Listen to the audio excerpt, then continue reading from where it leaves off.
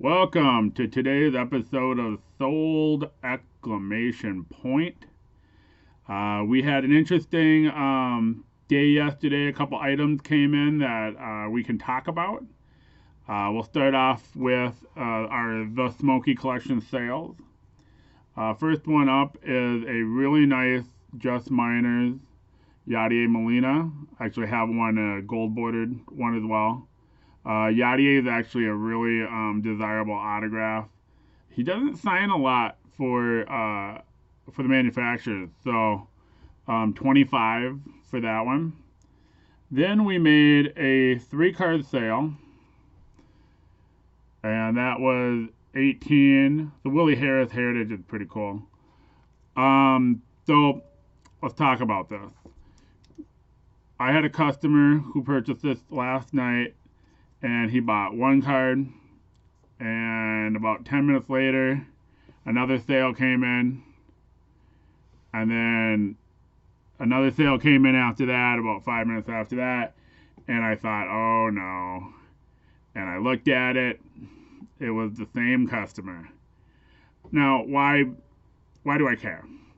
Well, what happens is, so in this for this example, customer purchased 3 cards in 3 separate transactions, paid 3 separate shipping fees. What I'm going to have to do is I'm going to have to refund 2 of the shipping fees, and then when I ship, then I'm going to have to manually enter in tracking numbers for 2 of the cards, and I get to pay an extra 35 cents per additional transaction for the pleasure of doing that extra work. This happens once in a while. Most customers know how to do eBay, and it doesn't happen a whole lot. What I came up with, I struggled between 2 possibilities for what I was going to do when this happened. There was a third possibility, which I don't advise, and that's called, hey, you bought them in 3 separate transactions. I'm keeping the shipping, and too bad. I don't think that's an option. I think ethically it's not a good move. I think logically it's not a good move. From a customer service standpoint, it's a horrible move. I'm sure there's people out there that feel justified in doing that. I wouldn't advocate it. So my 2 options were this. Do I refund the 2 additional shipping in full, or do I refund them minus the 35 cents? Now, if I didn't think he was ever going to buy again, I would probably just refund in full and not worry about it. But because this collection is very large, we have well over 13,000 different autograph cards. This customer bought 3, so he may come back and buy more. I don't want to encourage this behavior. And so what I landed on was I'm going to make the refunds minus the 35 cents that PayPal charges. And then I will send a message to the customer and say, hey, I submitted a refund for the 2 additional shipping paid. I kept back the 35 cents. That's the fee that PayPal charges me, and I can't get back. Now, do I really care about 70 cents? No. But I don't want him to come back, buy more cards from me, all in separate transactions, and just encourage that behavior. It's a big pain in the butt. I don't want to deal with it. And especially when you're buying a $4 card, that extra 35 cents is 10%. And my seller gets less money. I get less money in a commission. And it's more work. So I'd rather hold back that 35 cents because it's a real cost and send that message and educate my buyer and go, hey, in the future, put all your cards in your cart first that you want, then check out. It will automatically combine the shipping, and you won't have to pay that extra 35 cents. I've never had a negative reaction to doing that, although I've only had to do it 4 times maybe, or 4 different transactions. That's where I landed. I am curious if some people disagree. I'm sure there's one of you guys out there going, just keep the shipping on all of them. That's what he gets.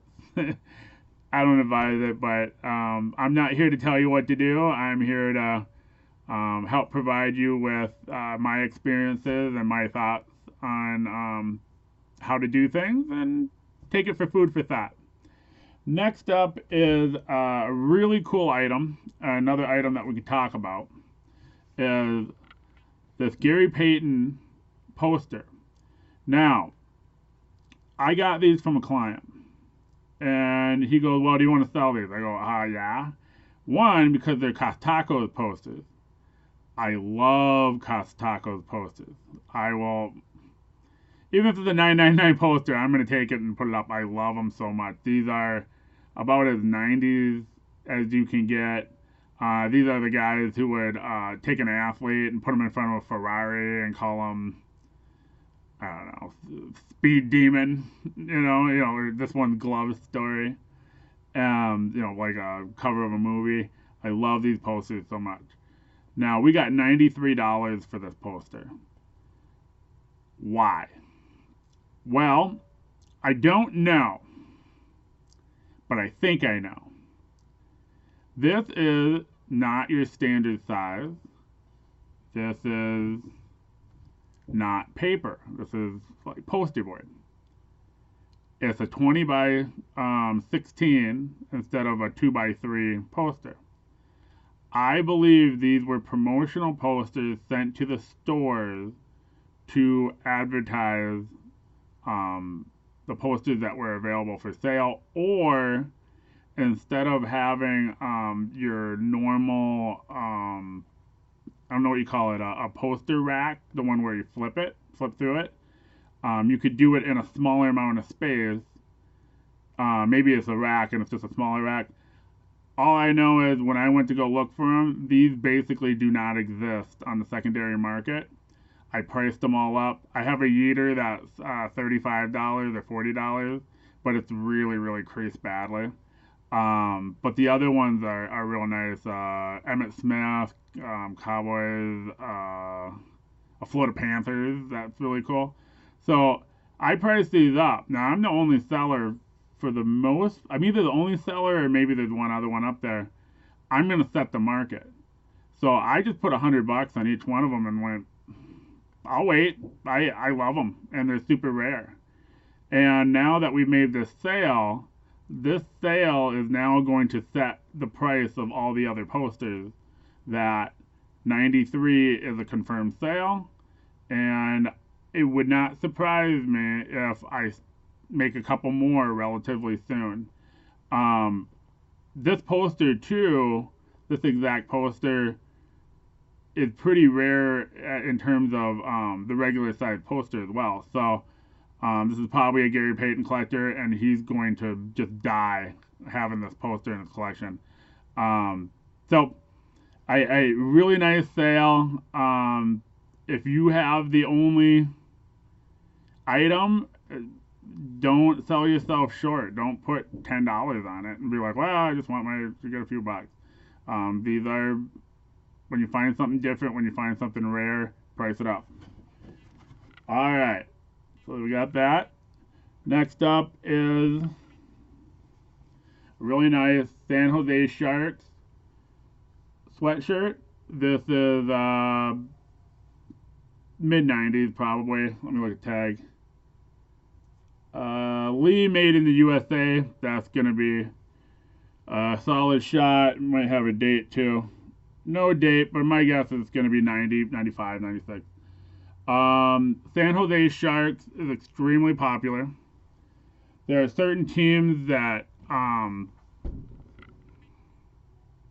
symbolize what the 90s were about. Now, these weren't the Chicago Bulls.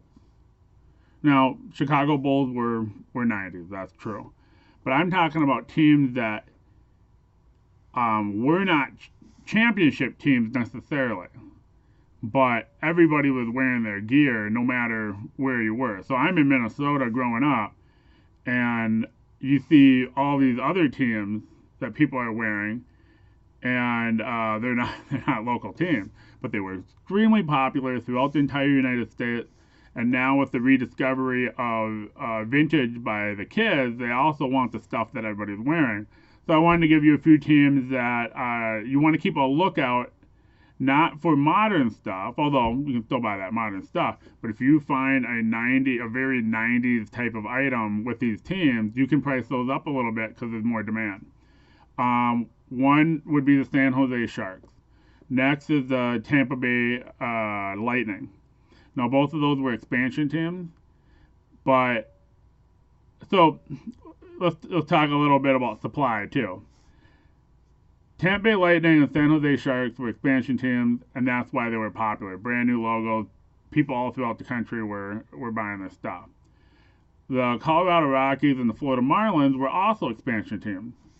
Really popular. Everybody was buying this stuff. However, the Marlins and the Rockies produced massive amounts more supply of hats and sweatshirts and jerseys and everything than hockey did, because hockey's just not as popular. So the Sharks and the Lightning have kept a lot of their value, whereas the Marlins and the Rockies are actually very common items, and they're not catching a premium, even though they fit into that 90s entire country popularity through the entire country in the 90s. They don't have that premium because they made so much of it that you can still find dead stock Marlin fitted hats for $15, $20 in good sizes. You can't do that for Tampa Bay Lightning or San Jose Sharks. Other teams that you want to keep an eye out for, the Georgetown Hoyas. They had a stretch between in the 80s and the 90s. Patrick Ewing, Alonzo Mourning, and then it's bookmarked at the end with Allen Iverson in 1996. Everybody's wearing Georgetown stuff throughout the country. If you find a 90s, 80s, 90s Georgetown Hoya, that gets the premium. What else we got? UNLV, Running Rebels, they made a run in the basketball tournament. J.R. Ryder, what's up? That stuff is not produced in large quantities because it's UNLV. Really 90s, so really popular. So you can catch a pretty nice premium on a period 90s UNLV Running Rebels item. The last one I'll talk about, not that this is an all-encompassing list, but another one is the Miami Hurricanes. This would be Michael Irvin's team, and I'm forgetting. There's 4 or 5 great players out of there, and I'm forgetting their name. It was also a team that was popularized by Vanilla Ice. And say what you want about Vanilla Ice, but when Ice Ice Baby came out, you saw his popularity in general, and you saw it in Miami Hurricanes gear. Everybody was rocking Miami's Hurricane gear. So if you find a quintessential 90s piece that's Hurricane, you can catch a premium for that. Last item up is a Trevor Hoffman 600 Save shirt. This is a relatively new shirt. I can't remember when he got a 600 Save, but it's new with tags. I really like player shirts and player sweatshirts. When I got that probably 2-3 years ago, when it wasn't really that old. But as time goes on, they dry out pretty quick, especially when it's a milestone like that. So I like picking them up. I think people, customers like them a lot. They sell well.